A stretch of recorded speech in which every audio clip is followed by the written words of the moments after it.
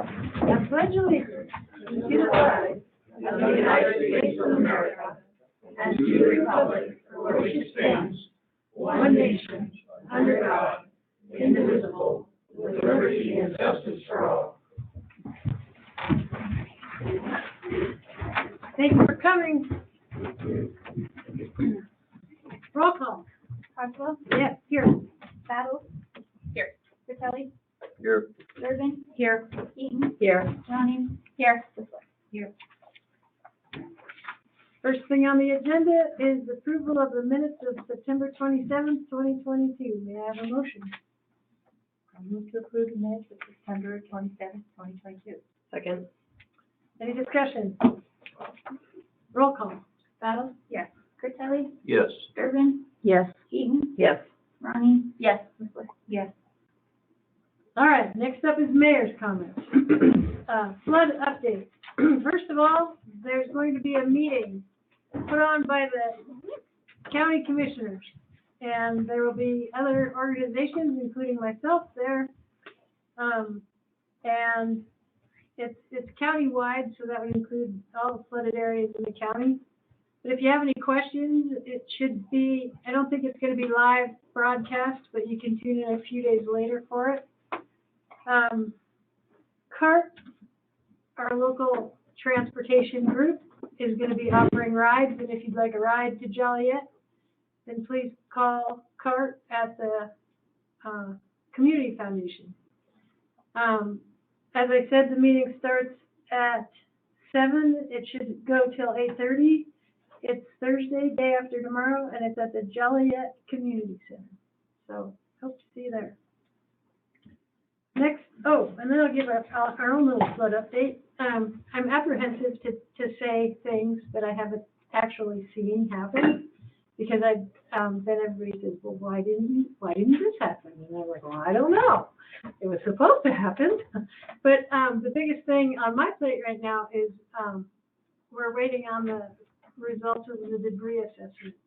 And the debris, is the biggest fear on the debris is that it would cause future flooding. But one simply can't go and remove debris. It's a complicated process of who's going to pay for it and what permits you need and whose property it's on. So those results are starting to drift in. I did learn that we can most likely anticipate having that half the road there in the 19th Street Bridge area, because I think they're going to be putting some T-lock retaining wall systems in there, and I suspect that they're going to be digging up that other half of the road in order to get those in. But this is all pending the engineering. They're doing it as they go because of the speed in which everything happened, and they're trying to get it put back together by winter. But that's kind of a pencil sketch, and so you can kind of, if you see things like that happening, then you'll kind of have an idea why. And so if you have any questions, anything about the flood or anything, do you have anything you'd like to add about anything? I have no new updates on anything with the city, because I'm like you, are waiting for their results of the debris, what Okay. we can do or who can do it or what. And that's the federal government's ballpark. So, but if you have any questions in particular that we can help you with, or things you think that we should be aware of, please feel free to contact City Hall. And we can either tell you we know, tell you we don't know, or redirect you to another agency. So nobody should be in the dark, any more than the rest of us are. So anyway, but we are on top of it, and we'll keep you informed. Next up is the police department update. Chief Strock. Thank you. Just a couple of brief notes here. On October 19th, Red Lodge PD hired its newest officer. Officer Justin Smith brings approximately 20 years of knowledge to the patrol team from his previous service. He served the majority of his career in the Portland metro area as a bomb technician, a field training officer, and a drug recognition expert. He's worked with both rural and urban environments and brings all of his experience with him to the Red Lodge Police Department. He'll be entering his FTAP program this week, the Field Training Assessment Program, this upcoming. So if you see him, feel free to introduce yourselves to him.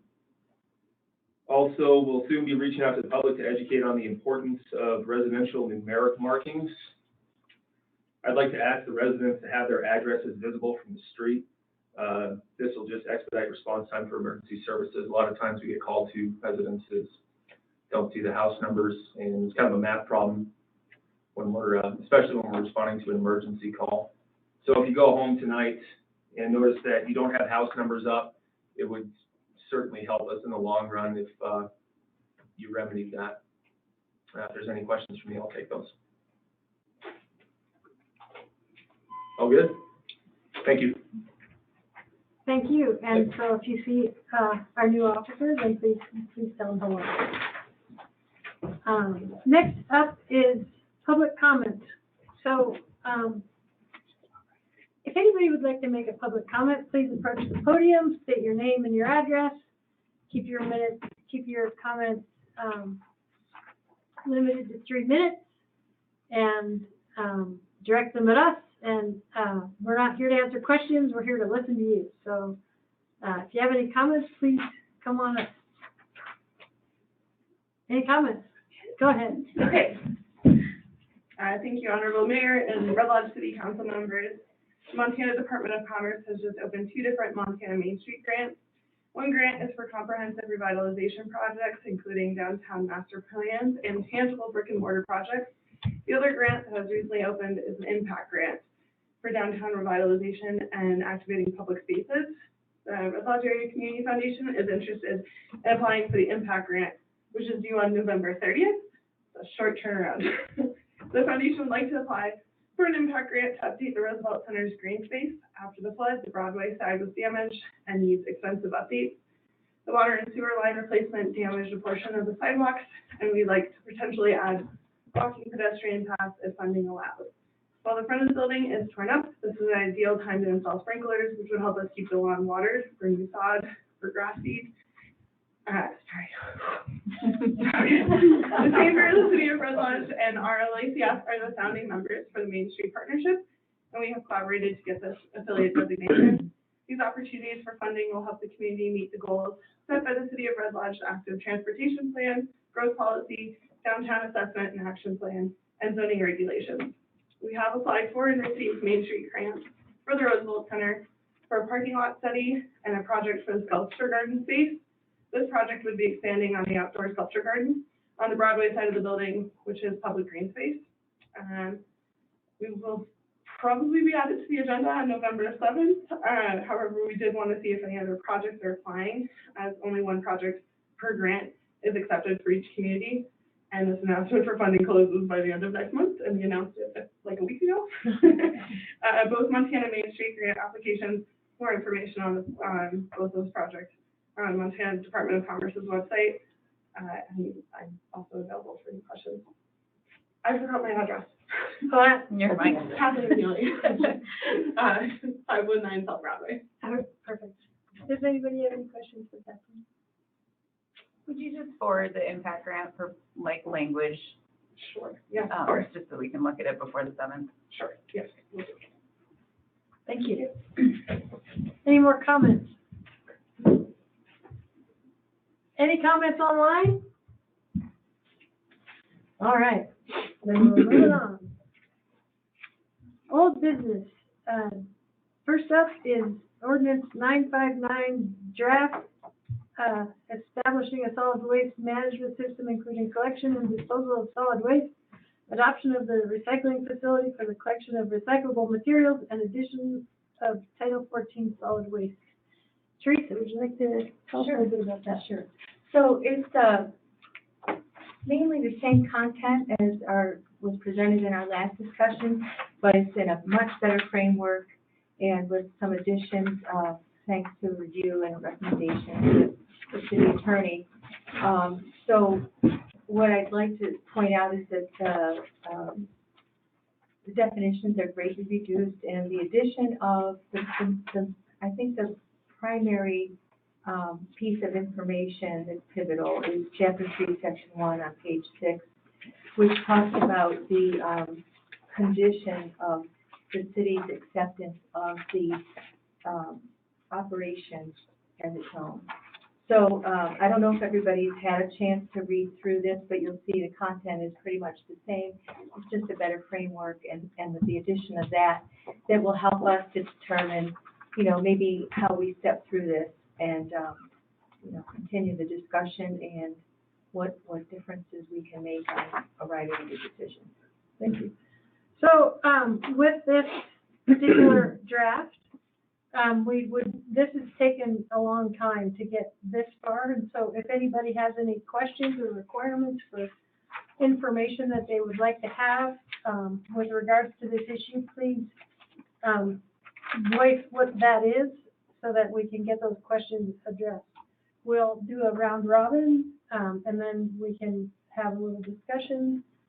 You all are welcome to listen to what we're gonna say and send us emails or call us or, you know, come talk to us, whatever you wanna do, but, this is a big step for the city, and, there sure be some pitfalls, and hopefully we can address them before we hit them. So Terry, do you wanna start? Sure. So I'd like to first, again, thank everybody for the work they've done on this. I know this was a lot of time and effort. The Public Works Committee, Jim wasn't there today, but I think we discussed along the lines of what we did last time. And in going back and looking at, you know, the discussions we've had, I think Gina presented in March about the recycling center. And then we passed Resolution 3600 in April 2022 that said the city of Red Lodge shall hereafter conduct its due diligence to determine if it is in the best interest of the city to assume supervision and control over the recycling operations in town. In doing so, the city shall review the logistics of supervising and operating the recycling program. So it's the opinion of the Public Works Committee that the due diligence should be continued, and that the Public Works Committee can take that on so that the city council and the community are afforded an opportunity to review all of the pertinent information prior to the vote. So part of the due diligence package, and I think Dennison is here too, which I think can talk about this because there's been some email going around, would be a deeper review of the budget and financials and the operating plan, determining what the city should do if it wants to accept the equipment and assets of Recycle Red Lodge, and then clarity around the ownership and liability with the property and buildings. So it's not that we're not saying Red Lodge is not invested in recycling. We're just saying that before we take on the task of taking over the recycling center, we need to do our due diligence, and we'd like that kicked to the Public Works Committee along with Jim to look at and review and provide that information.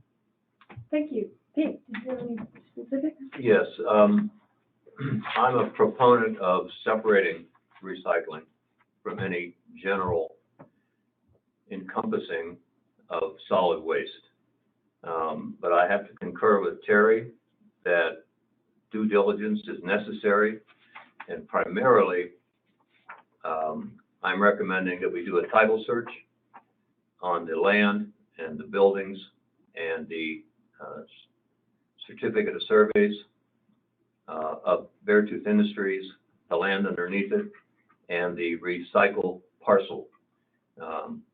For us not to have a clear picture of who owns what, who may be leasing what leases may exist or may not, would not be approaching this in an organized and productive manner. Thank you, Pete. Jody? Yeah, I mean, I am, as part of the Public Works Committee, absolutely willing to help do that due diligence. I'm very happy, Teresa, that it was added to this solid waste ordinance. So it's not just we'll take it back, we will take these next steps, you know, in Chapter 3, Section 1. So, yeah, just I'm willing to help move this forward that way. So. Thank you. Kelly? The only question I have is, well, maybe not the only question, but the one that I'm thinking about right now is that I think we kind of discussed a little bit of it before, but I'm not sure there was an actual answer about it. That right now, the way it states that the recycling operation and equipment shall be accepted and city possessed for operation on July 1st, 2023. And I think I heard some comments about what will happen during that lag time between the end of this year when Red Lodge Recycling has said that they're going to cease operations for that. So what happens in that 6 months, 7 months? I've heard that starting it up again after a hiatus would be difficult and more expensive. So I'm just wondering about that. Thank you, Kelly. Jen?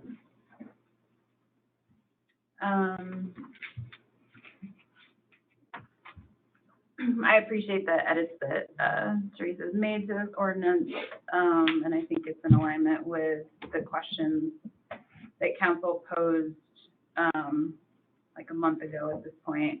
I feel like I did admin and myself did a pretty good job of trying to answer every single one of those questions 1 month ago, and so I'll just say that while I understand that this is a big change, I feel like this kicking it to Public Works to have more due diligence is just unnecessary. So I'd like to see this go to public hearing on the 25th of October and on the 7th of November. Because we had this conversation a month ago. So those are my comments. Thank you, Teresa. Okay, I've got to break it all down. Listening to everybody, I have that benefit. So I think that chapter 3, section 1 is very important, and I do believe the due diligence is necessary before we can accept it back to the city. Comments about the budget, I think that Jen, Lonnie, and information that Gina had provided was gone through based on the assumption that the operation would be transferred to the city as it is, and then recognizing that things do change. I think, another, maybe an update to that at the point where the city takes a vote on whether or not to take it back is just as important as the due diligence. I also had concerns that I voiced in the past about who was coming up with the transition plan based on, an assumption that due diligence, everything passes, go, everything looks good, and there's a vote. How do we transfer it over? And like Kelly brought up, that 6-month period before the city has an operation of it, what happens? How do we don't have an agreement yet with that nonprofit group to say, will they issue another, the update, request for 6 months membership. Right, updates. Things like that haven't been worked out, and I would look to Public Works or Public Works Committee or some other group to look into that, just like admin would look into the resolution for the fees and things like that. I think there's a lot of work that a number of us have to do together and among our groups, right?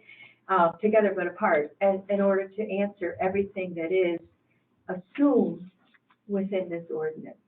And I don't know as well what kind of, assuming the due diligence is underway and that there's another review of the budget as we're approaching decision time, what would that date be? Like, that's the thing that we haven't really talked about. So even within this ordinance, we said, that section is very important, section 1 on chapter 3, and there is purposely a blank there for what date this would occur on.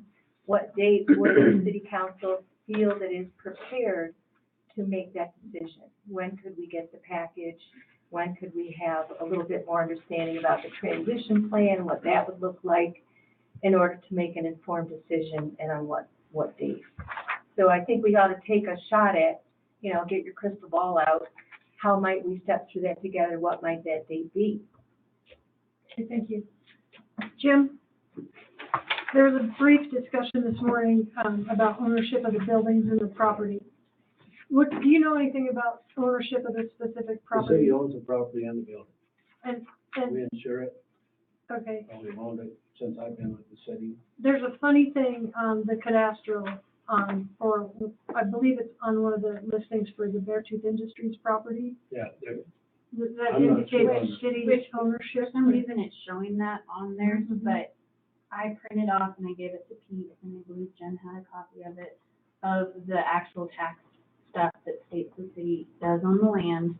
The building is ours, so, but we'll have to talk to the Department of Revenue and why it's coming up under Beartooth Industries, but they do not own the land, they own the building. Yeah, the way the cadastral, that section shows, they're actually, it shows they own that warehouse building, both of them, it shows Beartooth Industries and the recycling center, and they own, 1 point something acres, and it's on their tax base, they're paying taxes on it, property taxes. That's a Department of Revenue issue, though, that's not, the city owns the land and the building. So what I gave you guys specifically stated, City of Red Lodge, government property. It did, but it didn't, it also said no buildings attached, no real property attached to this lot. Well, So, we own it, I mean, I don't know why cadastral is wrong, so. we'll follow up on that Okay. internally and get an answer for that by the next meeting. But we've had this for over a year, and, well, maybe not quite over a year, but we've had it pretty long enough. And I would like for somebody to wrap it up and present an ordinance ready for review at the next meeting. So, does anybody want to do that? Well, in my mind, this is ready to have, like Jen said, let's move this forward, but we do need, a date. I think we need to agree together, you know, what is a reasonable date to say that we believe due diligence can be performed and there's a, package for everybody to review, you know, make sure everything's check marked, and then also what is the plan for transition? And if there's a desire for another, budget review again, just making sure nothing's changed, and what does that look like? What kind of time frame do we want to put around it? So if I may make a comment, we talked a little about that. So as we've said, this has kind of been in the works since April, and I will guarantee you it won't take us that long to finish this. But until we see what package, a due diligence package needs the three things that I mentioned. And if you guys could provide us with what you have done to date that goes towards that due diligence package, then we can determine where the holes are and fill them in, and then give you a timeline. Who is you guys? Because, Whoever it is that worked on it, because it wasn't public work. well, and there were a number of us doing different things. Okay, I know I've made clear from the very beginning, I was just gonna help in the background to draft an ordinance to help. then who's the Start the point person discussion. on this, So- would you say? I think it should be, you know, it should be public works at this point. But as far as you wanna go back and sit down with the nonprofit group and talk to them, I'm not sure how you wanna approach it here. Well, the way I think makes sense on this due diligence is to get together the three pieces of information I think are required to complete this and have a package for you. We need to see what has been done to date. And I know in April, the ordinance we passed said that you guys, or that people, somebody here, whoever's working on it, would be doing due diligence. So all I'm saying, whoever those parties are that have been working on the due diligence, if they can provide us with the information they have to date, then we can look at this and find out where the holes are. I think fill we've them in. established that nobody has performed due diligence apart from the budget, and that was a Yeah, lot the of budget work has in been, itself. that has been satisfied, I feel like. We have been provided with the budget at least 3 times.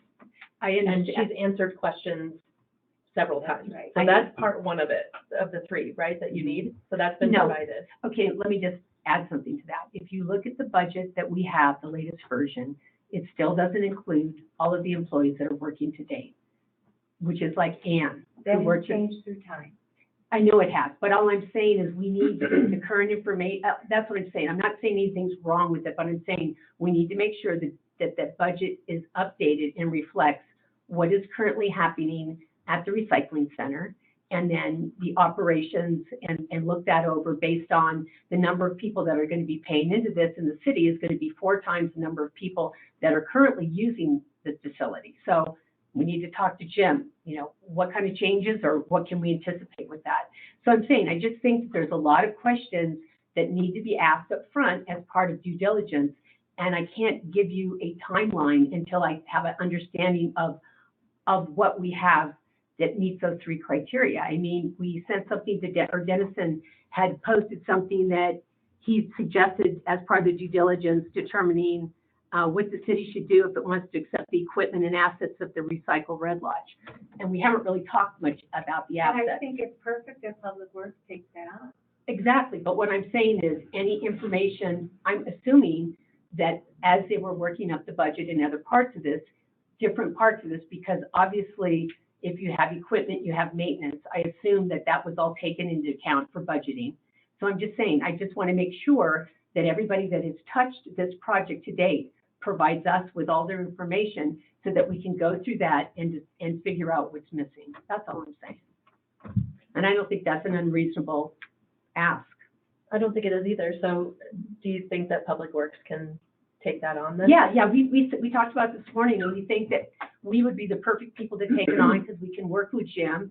I used to be on the board. I can, talk to Gina. In fact, I talked to Gina today. I can work with the recycling board, and we can look at all aspects. Pete has experience with the real estate, so we can kind of figure that out. So we're willing to take that on. It's just like I'm saying right now, at this time, if we agree to that, we're glad to do it, but we can't commit to a date when we're going to have it done until we size up the project. But we will give you a date once we determine where we are with it. Okay. I would like it next council meeting. What, the timeline? No, I would like the Target date for chapter. ordinance, we need the ordinance ready for the first hearing next council meeting. Which ordinance are you talking about? This ordinance. 959. 959. So the line, I think what we're talking about specifically is the line that says the due diligence process shall be completed by blank. Yeah, right? so we should be able to provide you an answer by then. That's By what that I'm saying. meeting. Yeah, an answer to that, yeah. We will read this ordinance at the next meeting for, We'll continue. for an up or down vote. And if it's not ready, it will be brought forward anyway. If what's not ready. All the questions can be answered easily by the next council meeting. That's your assessment, and so what I will say is, I will work with this group, we'll determine what steps we think need to be taken, and we'll give you a timeline, and if you're not satisfied with that, we'll bring it back to the table, and you can determine next steps to move forward.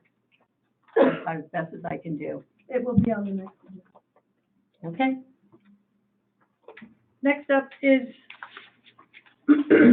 well, Mayor, I was Yes. just wondering, I thought, we've had a lot of conversation here. Are there any other points of concern for this ordinance? If we're gonna, be advancing this to another agenda, are there any other items that we should be looking into in addition to due diligence?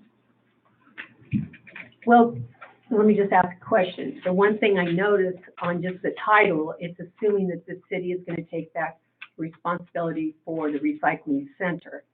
So wouldn't you, I mean, I would just think that once the due diligence comes back, that the decision will be made based on that information. So that seems a bit presumptuous to say that's going to happen until we see the due diligence information. That's the way I would look at it. there's all this talk about due diligence, but nobody really has talked about what, due diligence is the concept of getting something done in a proper amount of time. And it's 8 months into that due diligence period, so what are you talking about when you I'm say talking due about, diligence? Are there specific things? yeah. Okay, can you, are there 5 things or 10 things or? Well, there's the 3 things I mentioned. I mean, Dennison brought up some parts of that, which I mentioned in number 2 that need to be done. So I'll be glad offline, let me put together a summary of what goes into a due diligence package, because it's fairly well documented, and I'll be glad to give to you and everybody on council. And it's also listed in chapter 3, section 1, what that due diligence includes, right there. It's all spelled out. Right. So that would be doing those things would be the due diligence, including drafting of any transfer agreements and bills of sale. So. And the other thing that I like about the changes in this ordinance are that it only says that there would be a vote later on whether or not to accept it. So this moves that forward, the possibility of voting later based on the due diligence. Right, in I early think it's important 2023. to move this along.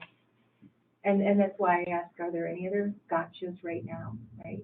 So, That's fine, but we should be able to hear this ordinance at the next meeting and have a plan in place for when, the vote would be had to either take it back or not take it back. And everything should be wrapped up for that by the next meeting. So if we can focus on this, pass it or not at the next meeting, by then we should have a plan of what else there is. So let's move forward and put this behind us. Thank you to the Public Works Committee for taking on the due diligence. Can I add just a little bit, Mayor? Yeah. I guess my concern would be how much has been put out there in public input on this, because I've been receiving, since it's been on the agenda, a lot of questions about, well, what's going on there, and like I said, this ordinance of taking it, there's a lot of the public doesn't know what we're talking about. They don't know about, they're saying, we're gonna take it over and we're gonna be built. I think there needs to be more put out there to the public notification, what we're looking at, what we're trying to do, and get more input somehow from the public.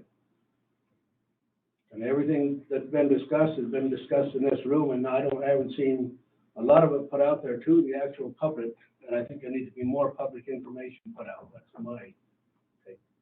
We can put a little bit more on the, city website and the social media thing about, what it means for their, how it's gonna be paid for and that. We can do that and encourage people to come and meet it. Thank you. And I wanted to maybe just offer one more point too. We were talking earlier, Kelly made a point about, if they have a, kind of a drop dead date of the end of the year that they want to be done with it. I mean, we've seen an overwhelming, I think at least the letters I've seen that have come into the city of people who volunteer at the recycling center. So I'm sure if the city, moving along has a certain plan and it needs to be filled in, I can't imagine that there aren't a few people that are so supportive of the recycling center that wouldn't step up to help fill in that gap. So that's at least an option to have. I'm happy to connect with Gina and talk about that option. Anybody else want to step up to find out any more information about the things that there seems to be holding? yeah, I thought, Kelly, if you don't mind, I would be happy to meet with Gina as well. I know I'm not on Public Works, but I know she I'm not mentioned- either, so. She mentioned the other day that there's another opportunity, but it's not something, it's something that would help the community. It's not something the city would be involved with. So I know there's a lot of different moving parts, and the more we understand, the better. Yeah. That would be I'm not on Public Works either, I just trying to help out. Well, thank you all for moving us along. Does anybody else have any questions on that? All right. Next up is ordinance 960, it's a draft.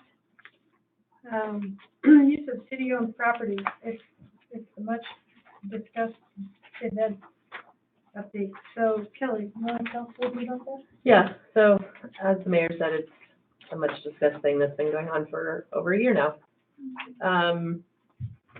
And I've had the pleasure of being involved the entire time. So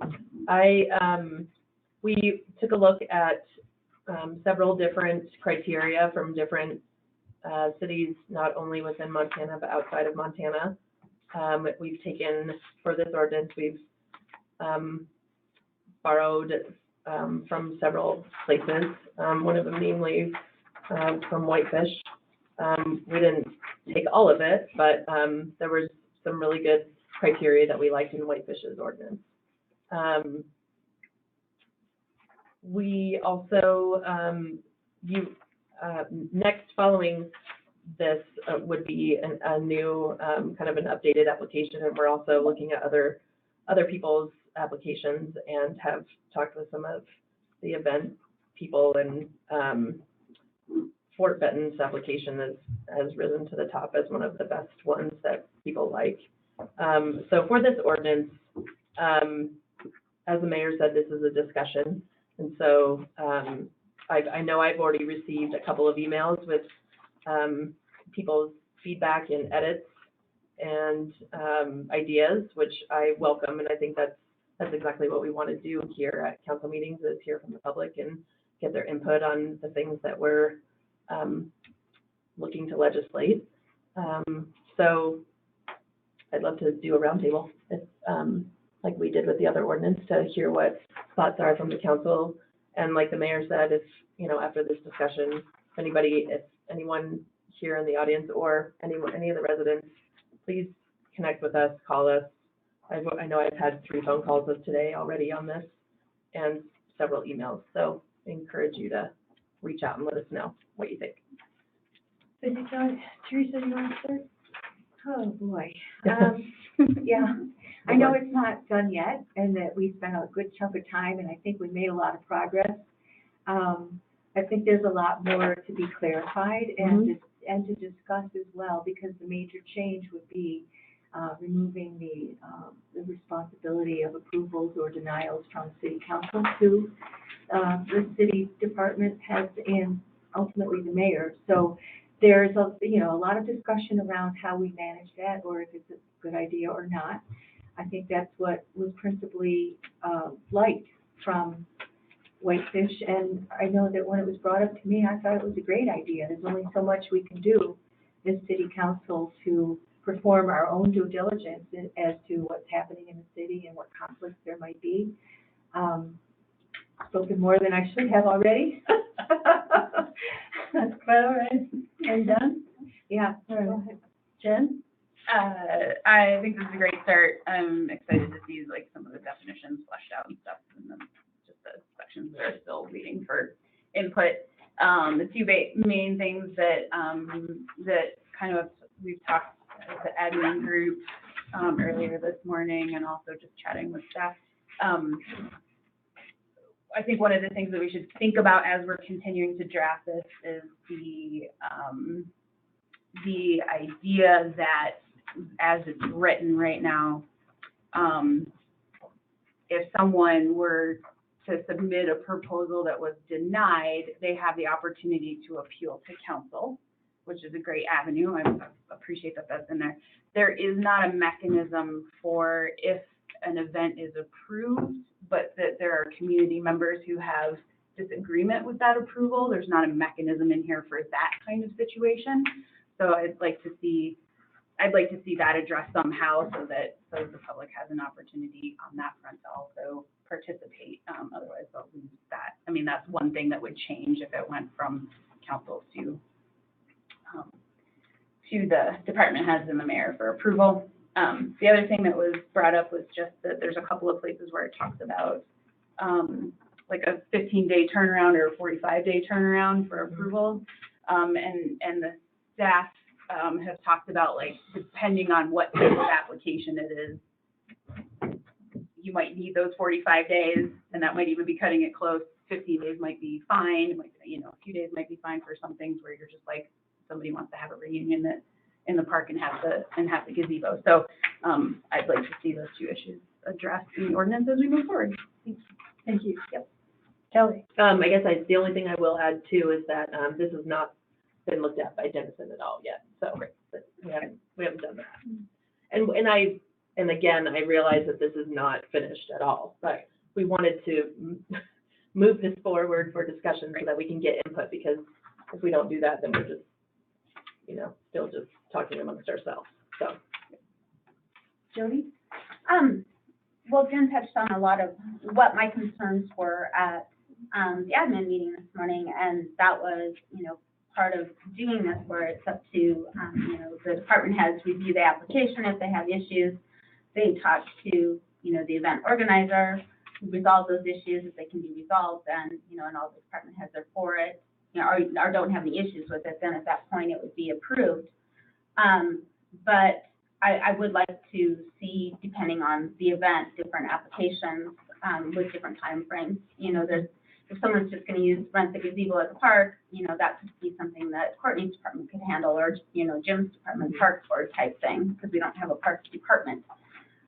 You know, so however that works out, where you wouldn't need that 15 days, it could just be, you know, the day before type of thing. So, so part of this whole thing would be to expedite that for some of those events, and not have that 45-day waiting period. I did get an email from one of our constituents, and she does have a point in that the city does not own 212 or the sidewalks adjacent to 212. So I think you're going to need to address that in the ordinance if you're going to want to have control over that for events in the future in this ordinance, because it is a state-owned highway. It's not a use of a city-owned land. And we have run up with that. You know, we have Christmas stroll on the agenda, and it's the first time they've ever actually had to fill out a full-blown application because it's not a city-owned street. So I just feel, for clarification purposes on this, that it would be nice if you're going to require that it's actually spelled out in the ordinance. Thank you. Pete? My only comment is, a lot of work has been done on this and by a lot of folks, and I thank them all. I think we need to be cautious. There was some mention this morning about a master calendar, and I think we have to be cautious and how we prioritize applicants. We don't want to bump a new applicant if an established applicant comes in after them. And I think there has to be a way to structure that so we're not showing favoritism to someone who comes in second. And I don't know how we're going to do that, but it has to be fair. And if someone is planning something and they're the first time here, and they reserve a date or a location, and then an event that's been here for 5 years says, "Oh, we want that," then we have to know how to address that without showing any favoritism that's inappropriate. Thank you. You know, is that, anything else, Pete? Pardon? Anything else? No. Okay. Terry, so what I thought, I kind of went through the presentation that I'd done a few months ago, and then I thought I'd just kind of highlight what we were kind of looking at. There were a lot of suggestions for us to look at. We obviously, in the amount of time kind of getting together to do this, we couldn't address all of them. So what we tried to do were pick the things that we thought were highest value for the city, and that's why your input on this is really important. So again, to continue to improve events in Red Lodge for our community, and that's all events, and minimize the city's liability, and then generate revenue and not be a drain on city resources. And again, our goal was fair and consistent policies and procedures.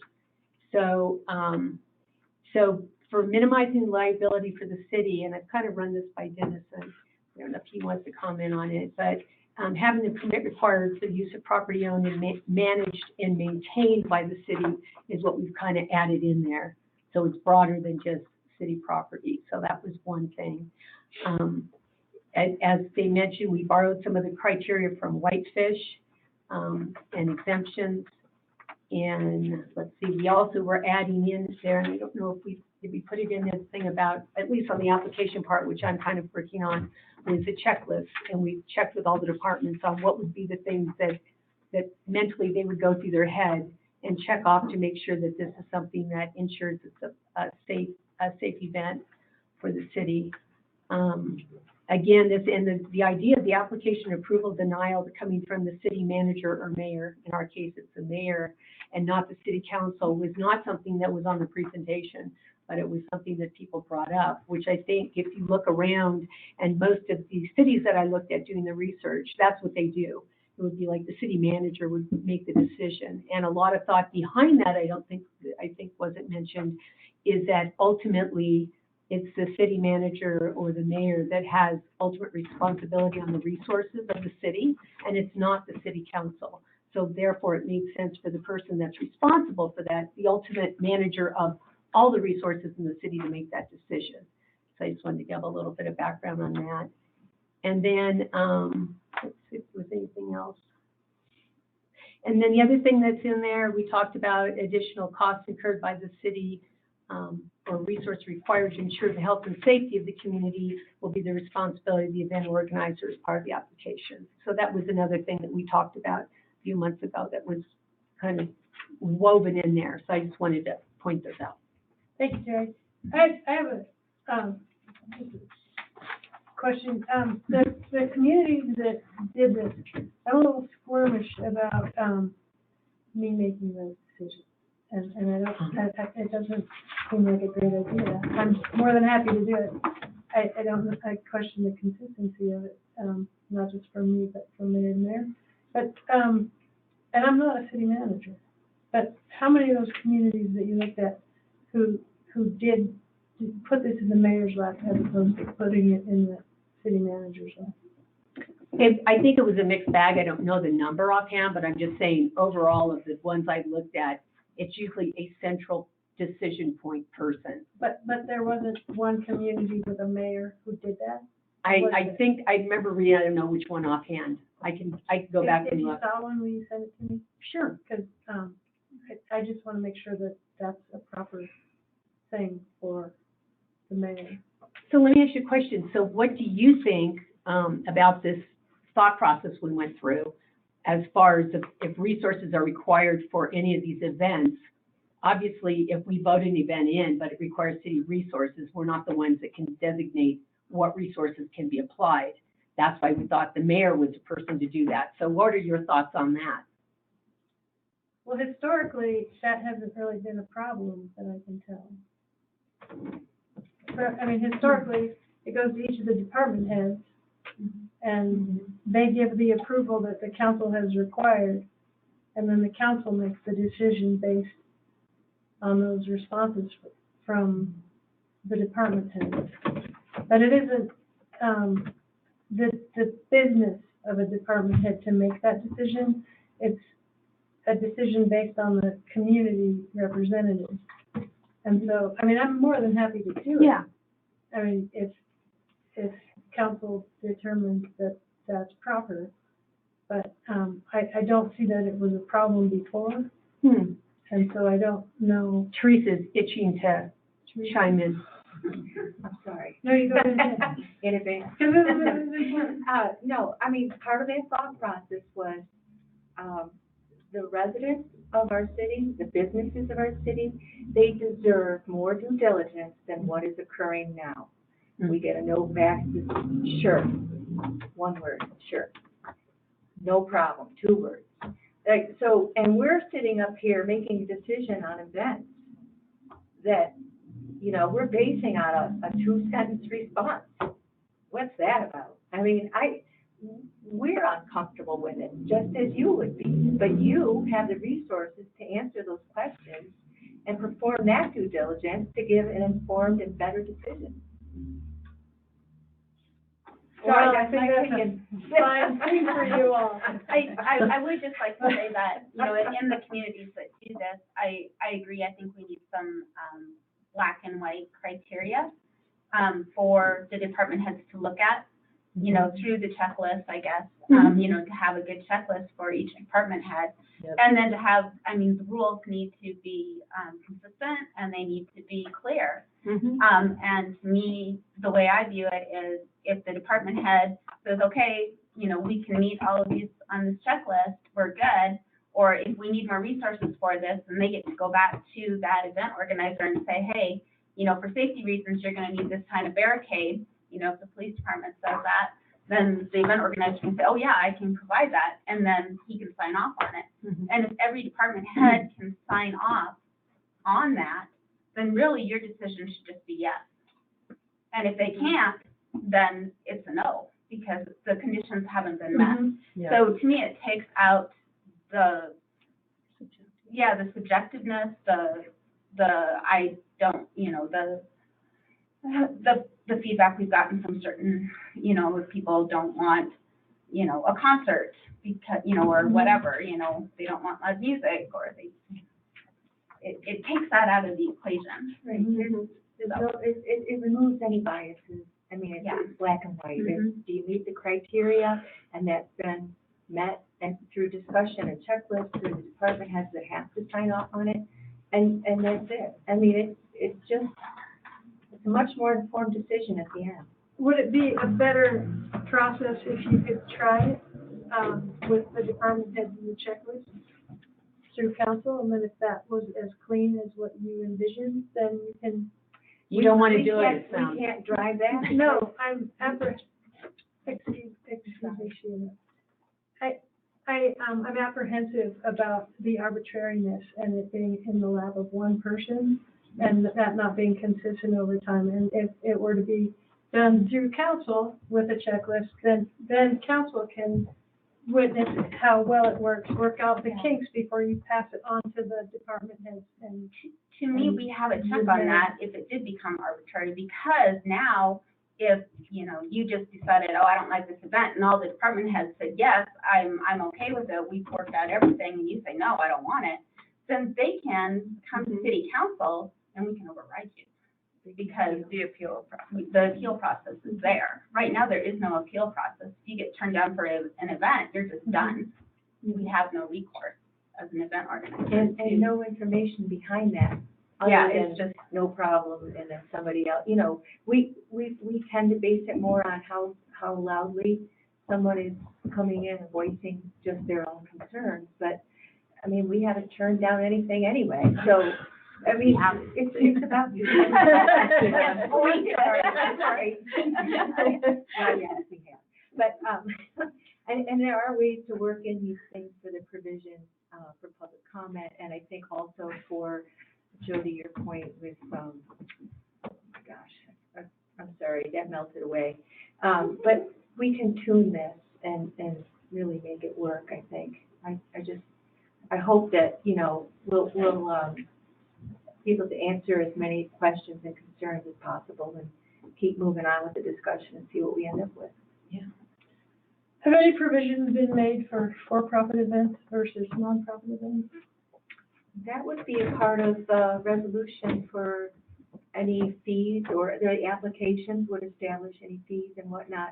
Do we have to put that into an ordinance that says these will pay fees and these won't? I was thinking Or that they all will? that was part of the discussion when the art, event was not granted because, and it wasn't because of the fees, it was because it was a public road and, For profit. and so that if for-profit versus non, and that's the kind of question that I'm concerned about because, if that specificity isn't on those checklists, then, you know, it is somewhat. and I think that would be something that absolutely has to be spelled out, either to pay more or, you know, or what, you know, that has to be in there, so it's not a deciding factor. I mean, what's in there has to be the deciding factor, not all of a sudden, oh, you're a for-profit, so you can't do this, you know. If you're gonna decline it, then it already has to be in there for that purpose, so. Yeah, I'm more concerned about what hasn't been thought of and what isn't in there than what is there. I was just a question, so this is a really good opportunity to get that, we've gotten some feedback on things we need to look at adding in. Is there anything else that you think that besides the nonprofit that you'd like to see considered, or anybody else here? Yeah, I think that at least, for this version of the ordinance, I think that there should be a mechanism in there so that if the person who's supposed to be deciding whether it's me or someone I appoint, that they can move to have it heard by council. That's provided already. Is it? Yeah. Yes, Mhm. so I It is in can the say I ordinance right elect now. not to make this decision. Oh, no, that's No. not. Oh, if you mean you decide, you just decline to make a decision. You mean- Yeah. Well, that's just passing it back. Well, I don't know, we'll have to be careful about, you know, how that's worded and, Because then you take away their ability to appeal, yeah. because it goes right to city council then instead. There's no appeal process then. Anybody else have opinions? I do, but I'll wait my turn. Go ahead. Go ahead, Pete. If we have a list of requirements and the applicant checks them off and the department heads are in agreement that they can provide what they want or the applicant will pay for them, then the final decision should rest in one person, and that is you. Well, I mean, it's not something that, I'm reluctant personally to do. I think the devil's in the details, and, we can talk about it with Sure. Dennison. Dennison, do you have any comments about it that come to mind? Not at this point. Okay. Well, yes? Sorry, can I say two other things? So, one phone call I did have today with one of our constituents is, he had two comments. He said there's a lot of, he was concerned about organized athletics, like softball. So does that mean when they're a softball game that you have to fill out the form to, have an event, have a ball game at the fields if you want exclusive use? I mean, it's kind of implied if there's a big softball game that you're excluding. My understanding is Exclusive that use. the school has MOUs with the. Well, and that's what I said, is that the city has MOUs with a lot of these groups, with softball, with hockey, with soccer, and that was fine with him. His comment was, we should add that language into the ordinance so that it's very clear that those exceptions are made. His other comment was about organized school activities, like the parades, like homecoming parades. So again, do we need to make a, Spontaneous event? well, it's not spontaneous No. though. It's a No, but- homecoming parade. Every year they do a homecoming parade. I'm sorry, because my mind jumped immediately to a returning successful team where everybody. Oh, yeah. yeah. No, I think he was specifically talking about like the homecoming parade. I think because we utilize, city resources, such as, the police department escorting them through the parade and the safety part, that they should get a permit, but, you could build in here that there's no fee for those services type of thing, because it's not like it's a huge parade that lasts, more than 5 minutes. But it's just, I think, more the ability to get that ask and for, the chief to say, yeah, I've got 2 guys available and we've got this covered type of thing. That's just my opinion, so, But you could definitely build it in that there is no fee for the school to do that type of stuff if you wanted Right. to. But that they would fill out an application still? Yeah, just to get that permit, all they would have to do is just call over and say, hey, we want to do this, and it'd be a 5-minute short permit or application. You could do a short form application for things like that the secretary could fill out, and you could return, and the chief would be able to review and say, yep, I've got guys available, so we'll get it done. Terry? Yeah, just have one more thing I wanted to bring up, was that I had asked Dennison to provide legal counsel on whether we should refer the applications for special events or keep it. Right now, we have use of city-owned property. And I haven't, in the stuff that I researched, everybody has event applications. So I don't know if that's something that we decide as a group here, or we ask for legal counsel, or how people feel about that. I think we have Dennison. Yeah. And that really does lead to the idea that we need, and somebody that wants to reserve the gazebo doesn't need to fill out an Right. application, right? So. Yeah. Or a shorter one. Right. So that We answer have will lead us contact. to understand how to divide up tiered applications or something, But if and procedures. the person who's the mayor is the, person who makes these decisions, then would it not be up to that person to have that procedure departmentally instead of by ordinance? It wouldn't be by ordinance, I think it'd be the resolution that creates the application. And sets the fees, but you absolutely could have, like our parks department, I believe Courtney handles the master calendar type of thing for that. So that would be up to her at that point then to determine, you know, the scheduling for that type of stuff. And does she want an actual application, or does she just want, you know, typically you still have to fill out something, so you sign it and say, I'll be responsible for it during these 2 hours. But I'm responsible ultimately for all of this. No, Yeah. No, you no, wouldn't have. Authority does that today. This is why we need to That, understand. she the would, in language. that case, she would be the city authority. You don't have to be the city authority for For every. those short, It for depends those on the little case. ones. Right, right. So we need to clarify Yeah, these please tiers. clarify And those who's tiers. responsible. Yeah.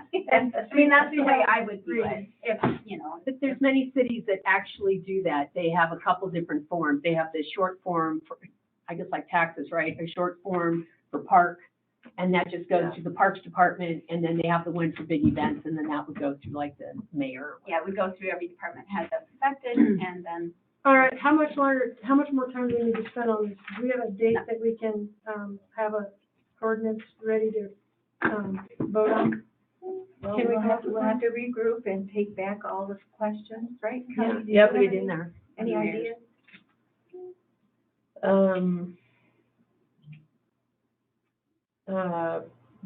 We can target next time. We'll regroup and Yeah. All right. bring forward what we have, right? Help Desmond with the other one. And then hopefully we'll get some public feedback as well. Yeah. All right. Are we done with that then? Yep. On to new business, Christmas stroll.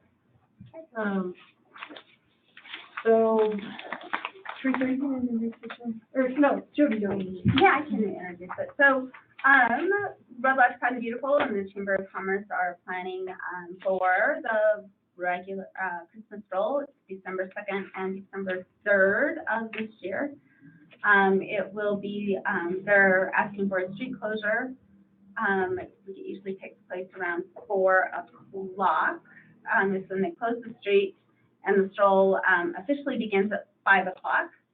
And, they have the Blade Parade at 6 o'clock. It will be both nights, and then they'll reopen the street at 9 o'clock at night. Marge and Jerry are both here. Jerry does the Blade Parade for us now. That Lori has passed. She did it last year and did a wonderful job.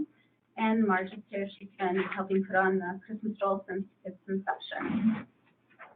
So, nothing has really changed. Sherry did just, wanted me to, let everyone know that, they do take around, a list to every business in town of, the schedule of events, how it starts, and we did add a little caveat at the bottom of it that as always no containers, please, to kind of, you know, we had a big conversation amongst our group on whether or not we wanted to apply for an open container exemption, because sometimes it's kind of just assumed since the street is closed. And we really decided, the group decided, that it's a family event, and they didn't really want to advertise, you know, that all of a sudden we have open container and creating, you know, the Christmas stumbles, which I've been to a few of those in Bozeman, so during my college days, so, yeah. Please, they're here if you would like to ask any questions or have any additional comments. So, thank you, Jody. May I have a motion? I'll vote to approve the application for the Christmas stroll of December 2nd and 3rd. Thank you. Is there a second? I'll second. Thank you. All right, any more discussion or questions? I'm just curious if the fire department's already been secured, like, we know that's already. Sherry, I don't know if she's gotten a hold of them yet, but that is on their list. I'm sure that it's. Yeah, something they it's regularly always, put on there. yeah. Yeah, but. They do this every year and they do a pretty good job. I don't imagine they're missing anything on this, is my hunch. Any more questions or comments? You're ready to ignore me now. Sorry. I know. No, I just wanted to make sure, that the, MDT approval will be obtained. It has been. We have, she did give me a copy of that from, and that when she left, for Bozeman, so And it has been approved. I understand there's no application for the waiver for open container. the exemption for open container, but I know that we heard concerns about it last year with people. A number of businesses tend to offer, you know, within their own business, you know, some refreshment, and those walk out onto the street. So was there any discussion about how we might curb that behavior and? Well, and that's where, and I know, sorry, it's probably hard to see this, but we give out this little flyer. We go around, we give everybody a Christmas stroll poster, and we include this little, you know, itinerary of events and stuff. And we did add to that, that as always, no containers, please. We kind of wanted to positively reinforce it rather than saying, you know, don't walk. You need, and so hopefully the business owners will spread that word that there is no container available on the street, and to please don't walk out with that. We will also be probably, at the same time we're sending this out, letting people know, we still need to talk to Denison about that, the new law that went into effect for the state of Montana, where if you're open for business and selling something, you're not supposed to legally give away free alcohol anymore. Okay. So that very well may stop some, you know, unless you have a liquor license. So that very well may stop a lot of that from happening. Could you add that to the little? We just want to talk to Denison to make sure that we have the law right when we're passing that information on to the business owners. Joey, can we make sure that those two pieces of paper make it into the minutes with the application? Yes, absolutely. We'll just have to get copies of them. All right, any further discussion? All right, roll call. Al? Yes. Kelly? Are we voting? Yes. Yes. Durbin? Yes. Heaton? Yes. Ronnie? Abstain? Yes. Great. All right, next up is proposed changes to city climate goals presentation. And this comes from the Sustainability Board. Do you want to? I don't know anything about it. I'm sorry, I can't introduce it. I'm on the sustainability board, yeah. So, we have a sustainability board, person who wants to give us an update on suggestions for, improving the targets in the energy conservation plan. So goals for reducing our carbon footprint as a community. Great. Alan, are you there? I am. Can you hear me? Yes, we can hear you well. Speak up though, because we have a big room with a lot of people in it. They're all waiting to listen to you. Wonderful. Hey, well, thank you guys very much. Thank you for the introduction. Thank you for allowing me to present these proposed changes to Red Lodge's energy conservation plan. My name is Alan Best. I married into an original Red Lodge family, the Waples family, more than 10 years ago now. And my children are now 5th generation Red Lodge. Time flies. And fun fact, I was medical school classmates with Dr. Deirdre McNamer down here in Denver, whom many of you may know. And anyway, the proposal for the change to the energy conservation plan is to move up the city's goals for their 50% reduction of greenhouse gases from 2040, which is what it is currently, to 2035, and also adding some more interim goals to make sure that we're staying on track. Red Lodge is doing great in terms of reducing greenhouse gases and encouraging sustainable energy and transportation. Red Lodge was one of the first locations in the region to install electric vehicle chargers back in 2016, which is actually a really long time ago for something like that. Solarize 59068 opened a lot of people's eyes to renewable energy resources and options. And, you know, from a global point of view, the world just has to do better.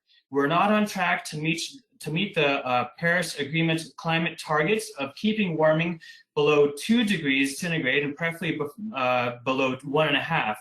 Rather, we're on track to achieve, in a bad way, global temperature rises by 2.5 to 4.5 degrees centigrade by the year 2100. As we all know, unprecedented wildfire smoke has kept us indoors during recent summers in Red Lodge, which is a real shame. Even more impactful is the recent flooding, which has hurt the Red Lodge economy and many people's lives. In the broader region of the West, Lake Powell and Lake Mead reservoirs are at record lows, and all of these can be traced back to the result of greenhouse gas emissions over more than 100 years. The U.S. ought to do better. If by 2040, if we haven't, as a nation, cut the greenhouse gas emissions by half, we're cooked, figuratively and literally.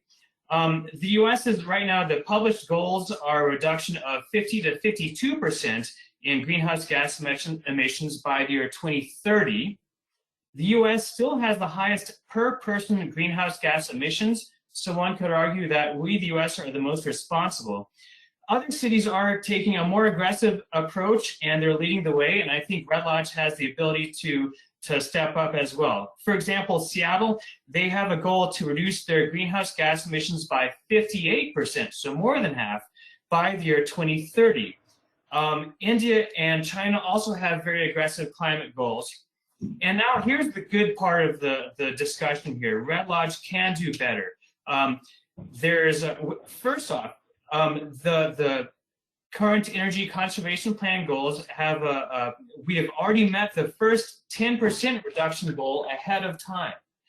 And there's a lot of solar panels on the way. 45 solar panels at the water treatment plant. Maybe you've heard about this. That's going to be really significant. 18 more solar panels at the Red Lodge pool. Both of these are scheduled to be installed in the near-term future, plus other ongoing efforts that Red Lodge has been pursuing for quite a while to great effect, including swapping out light bulbs for more efficient LED bulbs, which not only save money, but get us rapidly towards the necessary climate changes which we need to achieve in order to have a better future. And so, Red Lodge, we have a strong history in being regional leaders in this area, and this is an opportunity to strengthen Red Lodge's place of leadership. And so specifically, the proposal here is to accelerate Red Lodge's energy conservation plan goals for decreasing our emissions of greenhouse gases relative to the 2016 baseline. This proposal that I'm submitting to you guys today would be first, well, this is actually already achieved, a 10% reduction from the baseline by the year 2021. That's already been achieved ahead of time, and that's with the original goals. What I'm now suggesting and proposing is that we accelerate these. Instead of looking to get down to 50% reduction by the year 2040, that's way too late. If we can achieve that by 2035 with these interim goals, by the year 2025, get down to a 20% reduction. By the year 2029, we should be at a 30% reduction. By the year 2032, get to a 40% reduction, and then by 2035, the 50% reduction. And as you guys will notice, this shows a gradual escalation of progress. Initially 5 years to achieve the first most difficult 10% reduction, then 4 years, and eventually down to only 3 years as the 2035 goal to cut by half our emissions, as more conservation systems and infrastructure are in place. I think this is important for many reasons. The world has to do this, and it's going to start locally, and Red Lodge is in a strong position of leadership, and I think this is a great opportunity for us to strengthen that and make it representative of what we are able to achieve, given our ahead of time achieving of the first 10% reduction, and with all the solar panels and increasing awareness on the way, I think this is not only necessary, but it's entirely realistic. And so that's it. Thank you guys for allowing me to present this, and thank you for considering this proposal to accelerate Red Lodge's goal of decreasing the greenhouse gas reductions by 5 years from 2040 to 2035. Thank you very much, Alan. Does anybody else have any questions? Do you want to answer questions, Alan? What was that? Do you want to answer any questions from the? I would be happy to. Start them for you. Hey, Alan, can you hear me? I can, thank you. All right, so Alan, I'm wondering, okay, so this is a proposal, but we haven't seen what projects are behind it. What projects from existing CP are you thinking would be stepped up, or would they be new projects? Sure, a combination of those. So first of all, we have the wind at our back because we were, even prior to this discussion, already ahead of schedule to meet our first 10% reduction. I believe it was in early 2020 versus a 2021 goal, but don't quote me on that. And so we have that wind at our back. And then the water treatment plant proposal, briefly, Northwestern Energy has very generously granted the city's application, which people before me have worked very hard on, to fund $50,000, representing 90% of the project cost for the solar panels for the water treatment plant, which is represents 30% of the energy consumption in Red Lodge, which is a huge amount, and that's actually a common thing. So the next low fruit would be the water treatment plant.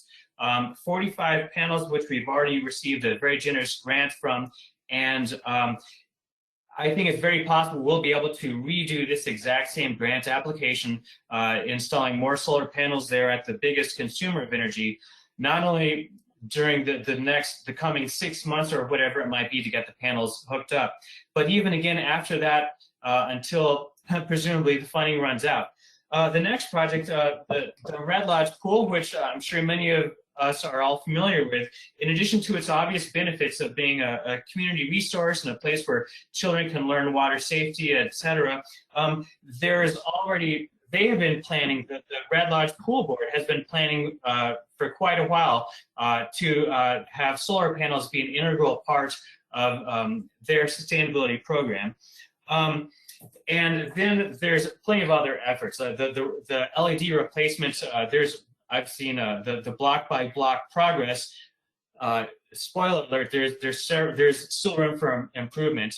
And then there's also ongoing talk. I refer you to the McKinstry audit, which happened and was presented this summer, with very specific actionable goals.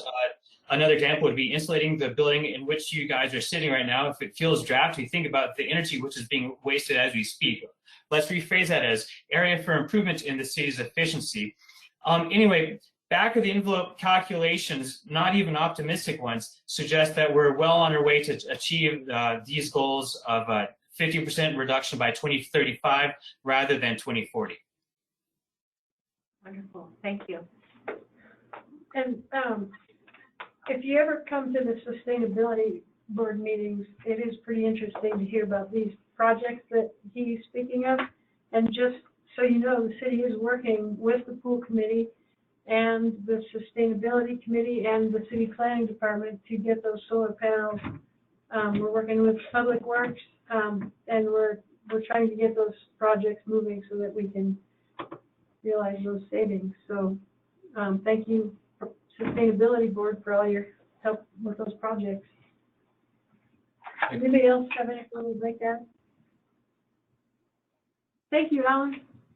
Thank you for the opportunity to present today. All right, next up is standing committees. First thing, we'll have admin and finance. Okay. Well, we met this morning at 8 o'clock, and Jen has already touched on a lot of what we discussed this morning, specifically draft ordinance 959 and the ordinance for the events. So ordinance 960, and she already passed on those comments. I won't repeat them. I am working with Lonnie on setting up additional demos for the mass messaging. So she was on vacation a couple days last week, but we will be working on setting up new demos for additional services there. We are, admin, because this is probably under our purview, are, looking at starting the public discussion on, 2024, when the voters will, decide if they want the city to form a special commission to review additional forms of government. And we thought that it would be a good idea to have some type of public forum to start that discussion and getting public input.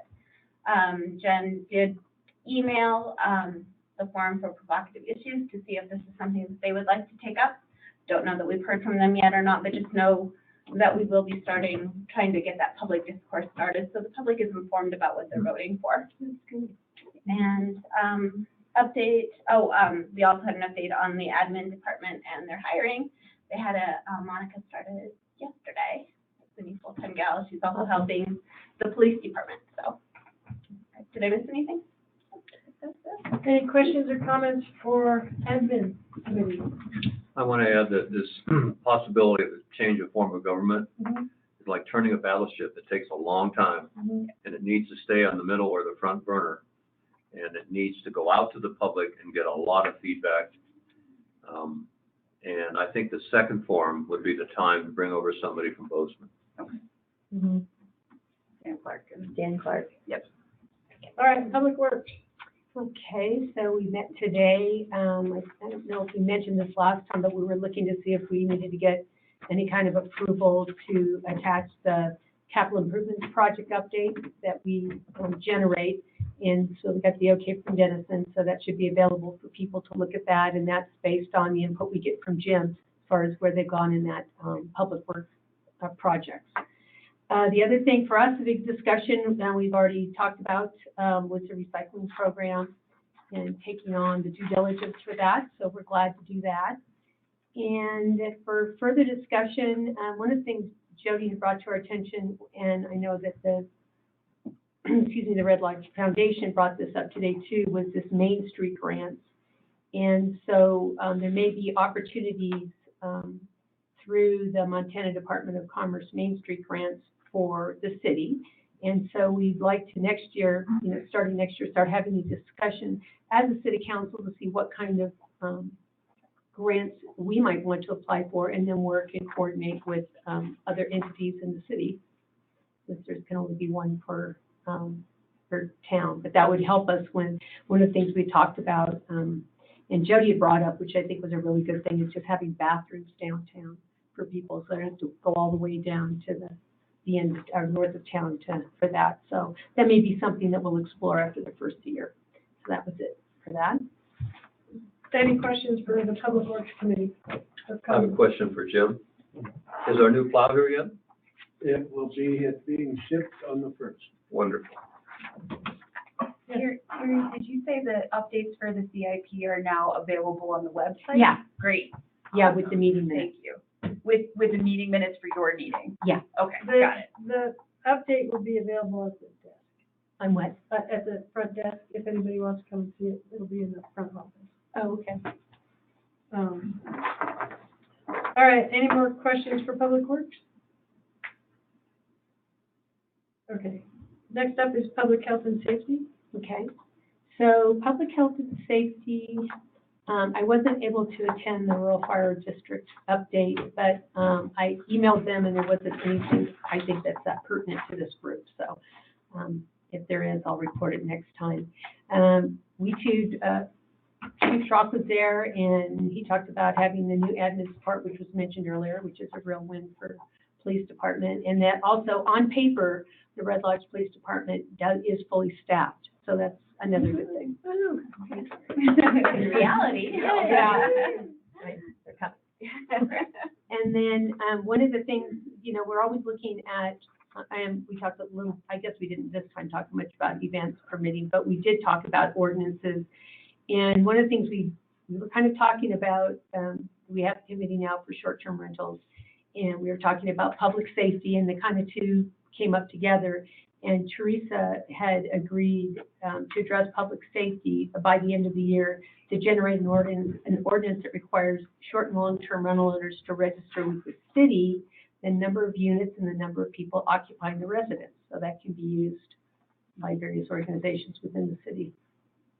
And then, the other thing was, the mayor is now aware that, a monthly record of dispositions from the city court could be made available if she's interested.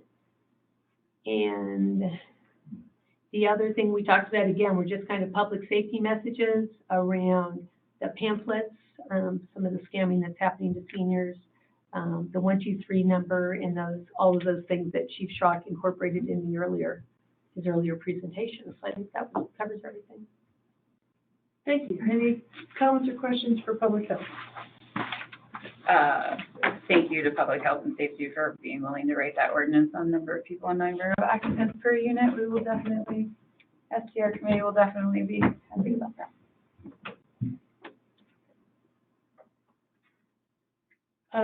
Any more questions for public health and safety? All right, land use and planning. All right, so, we were missing a member, a very important member of our crew today. Kelly was on travel for work. But we did gloss over the code enforcement and weren't sure if anybody from Laurel had gotten back to Kelly on her inquiry about how they manage their code enforcement for building and probably need to call things like that. And that is separate from what the public health and safety would be discussing is in terms of hiring and an SRO or anything like that. So we've kind of changed the language around it and are really investigating more specifically code enforcement for purposes of zoning and building.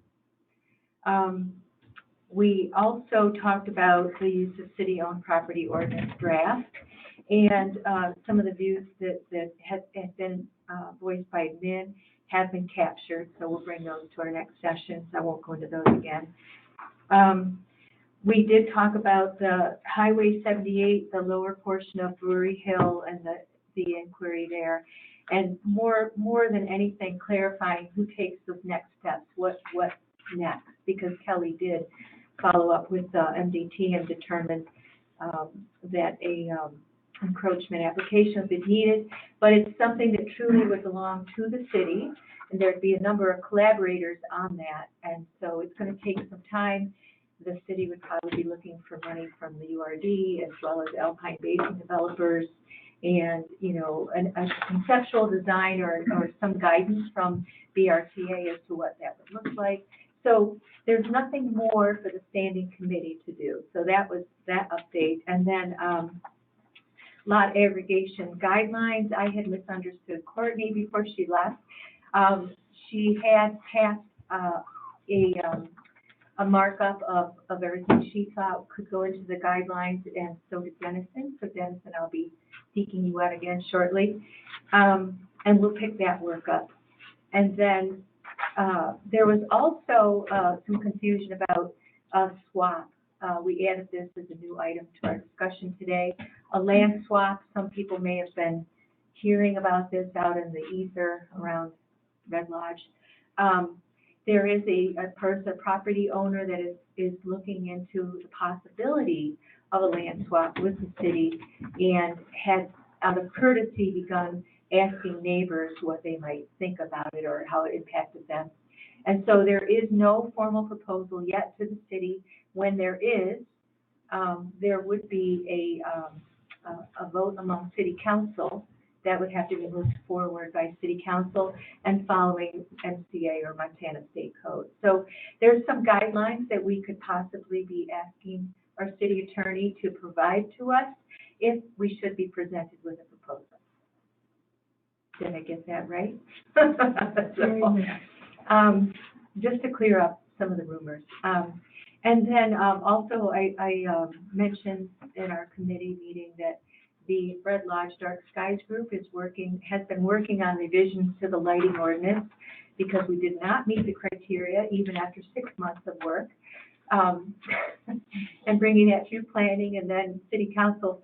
So we are asking that the city would accompany us in a discussion with Northwest Energy to address or to at least understand what options we might have surrounding the historic downtown lighting, because that seems to be the the long pole in the tent for us as far as addressing lighting and what we need to do in order for Red Lodge to become a designated community, dark skies community.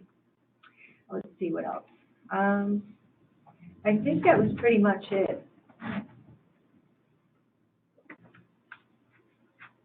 Yep, I think that's it. Anything for you, Jen? No, I think you did a great job summarizing. Are there any comments or questions for the Land Use and Planning Committee? All right. As you may or may not know, we have this short-term rental committee, and it meets, is it every Week. Thursday? Every week on Thursday. And, it's a hardworking, short-term team for a very consistent issue. But, if you want to participate, come to the meeting, send an email, call a council person, but you're always welcome to come. We anticipate that those minutes will be posted online. They get posted weekly. They are. They get posted weekly, and then the agendas have my email address at the top if you want to correspond, if you want to have correspondence relayed to the committee and you can't make the meeting or you don't want to. And then there's also from now on, all the agendas will also have a link to the web page where you can find the data, because it is kind of buried in the website just a little bit, not on purpose, it's just that's where it lives and it's hard to find. So there'll be a link to the agenda, on the agendas from now until December when we dissolve. All right. So your comments are always welcome. We love your input because you are who we represent. So next on the agenda is correspondence. As usual, if there's any correspondence, it's always in your packet. Unless it doesn't get here in time for the packet to go out. And so with no further ado, would anybody like to move to adjourn the meeting? I move to adjourn the meeting. All righty then, meeting adjourned. Thank you for coming.